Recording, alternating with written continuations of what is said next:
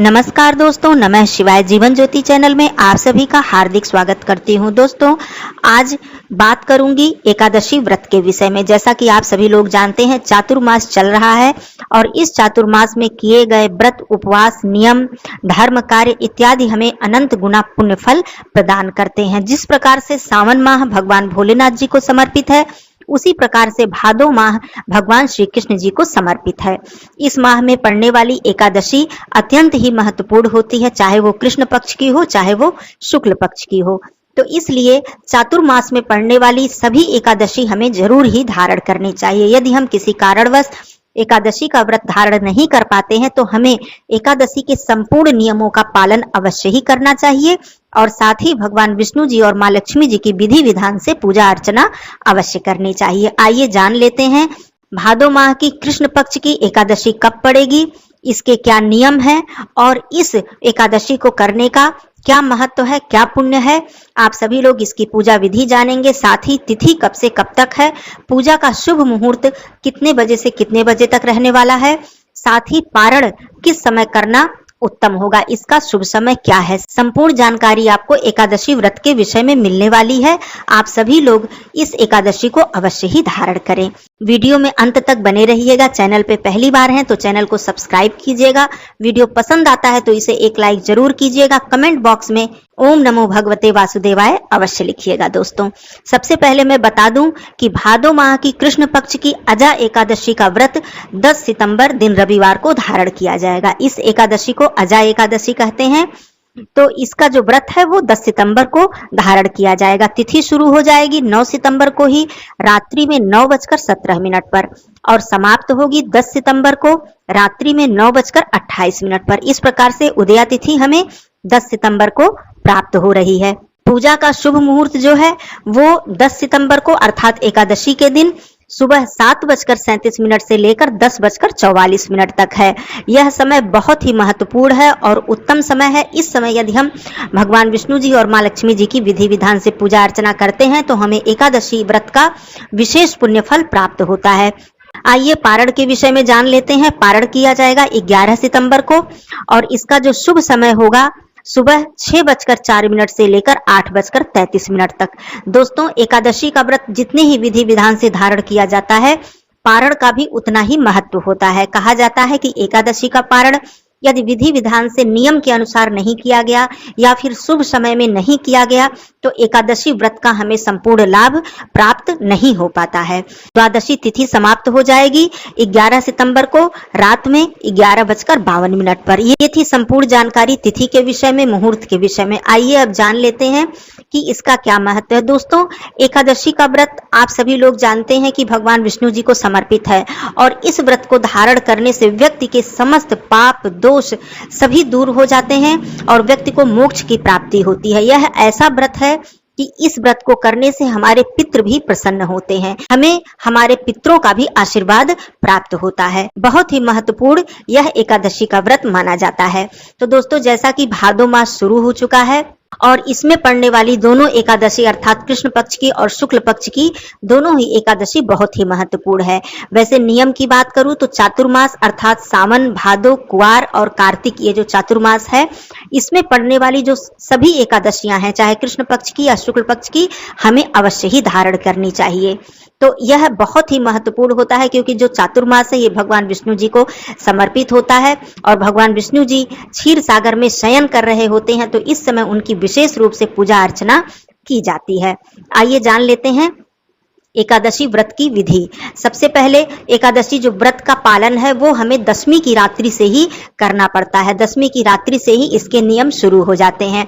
तो दशमी की रात्रि में आप सबसे पहले तो यह नियम अपनाइए कि सात्विक भोजन कीजिए। दशमी की रात्रि में आप कभी भी लहसुन प्याज का प्रयोग या फिर मांस मदिरा इस सब चीजों का प्रयोग आपको बिल्कुल नहीं करना होता है।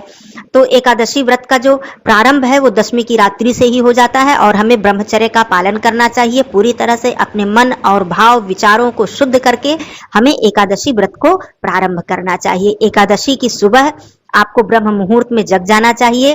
अपने नित्य कर्म से निवृत्त होने के बाद आप स्नान कीजिए, स्वच्छ वस्त्र धारण कीजिए, अपनी दैनिक पूजा संपन्न कीजिए। अर्थात सूर्यदेव जी को जल दीजिए, माँ तुलसी जी की पूजा कीजिए। लेकिन एकादशी के दिन माँ तुलसी जी को जल नहीं अर्पित किया जाता है, माँ तुलसी जी को स्पर्श नहीं किया जाता है और तुलसी जी की पत्तियां नहीं तोड़ी जाती हैं। आप माँ तुलसी जी को धूप दीप अर्पित करें, पुष्प अर्पित करें और उन्हें प्रणाम करें, उनसे आशीर्वाद लें। उसके बाद आप एकादशी की पूजा अपने घर के मंदिर में जो आपने प्रतिमा या चित्र भगवान विष्णु जी और माँ लक्ष्मी जी की रखी है वहां भी कर सकती हैं, और चाहे तो अलग से चौकी स्थापित करके पीला कपड़ा बिछाकर भगवान विष्णु जी की विधि विधान से पूजा अर्चना कर सकते हैं। सबसे पहले मैं बता दूं कि जब भी आप भगवान विष्णु जी की पूजा अर्चना करें तो साथ में माँ लक्ष्मी जी की पूजा अर्चना जरूर करें, और जो चित्र है, जो प्रतिमा है भगवान विष्णु जी की, उनके साथ माँ लक्ष्मी जी भी हो, ऐसा चित्र आपको अपने घर में रखना चाहिए। इससे आपके घर में धन, वैभव, सुख, सौभाग्य की वृद्धि होती है। खास करके जिस चित्र में माँ लक्ष्मी जी भगवान विष्णु जी के चरण दबाती हुई दिखाई देती हैं, ऐसे चित्र अपने घर में जरूर स्थापित करने चाहिए। ये बहुत ही शुभ होता है। ऐसा करने से हमें भगवान विष्णु जी और माँ लक्ष्मी जी की भी कृपा साथ ही प्राप्त होती है।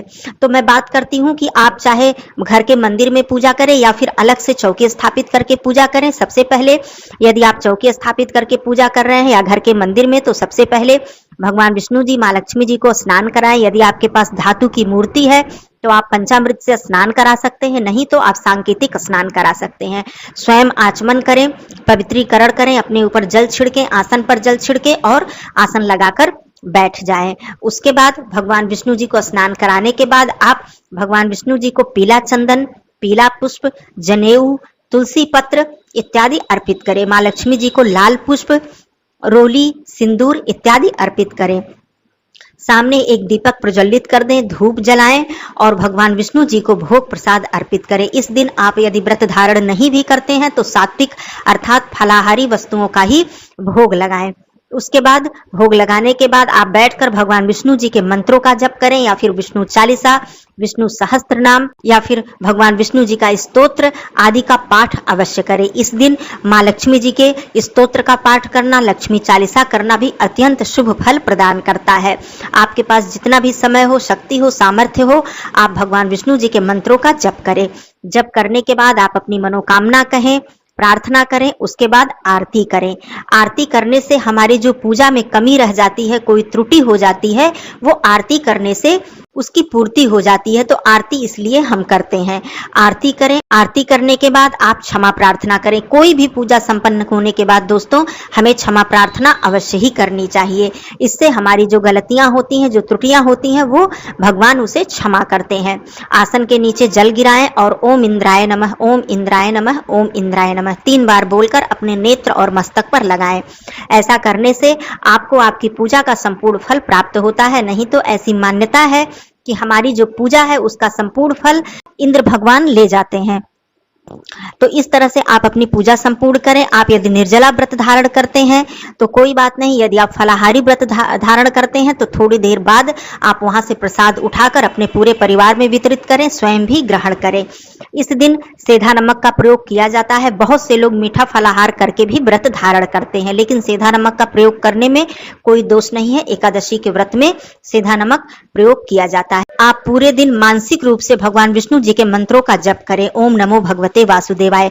इस तरह से अपने मन में निरंतर जप करते रहें। आपकी पूजा में जो भी कमी रह जाएगी, जो भी कुछ भी कमी रह जाएगी, वो इस मानसिक जप से, मानसिक रूप से आपके जप करने से वो पूर्ण हो जाती है, और इससे भगवान विष्णु जी विशेष आशीर्वाद आपको प्रदान करते हैं। तो मानसिक रूप से आप जप करते रहें।